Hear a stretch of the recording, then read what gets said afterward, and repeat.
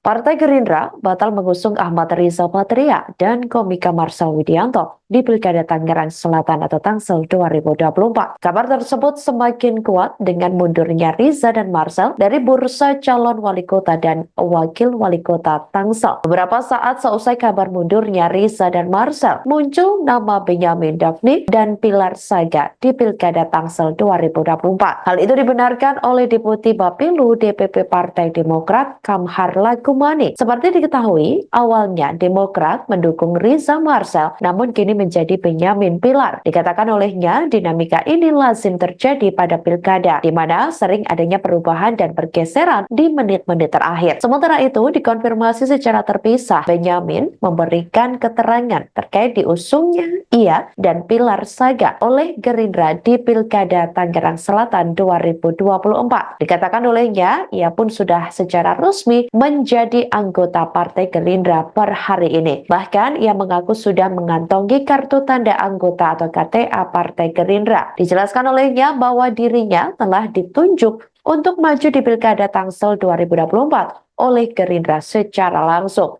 Download Tribun X sekarang, menghadirkan lokal menjadi Indonesia.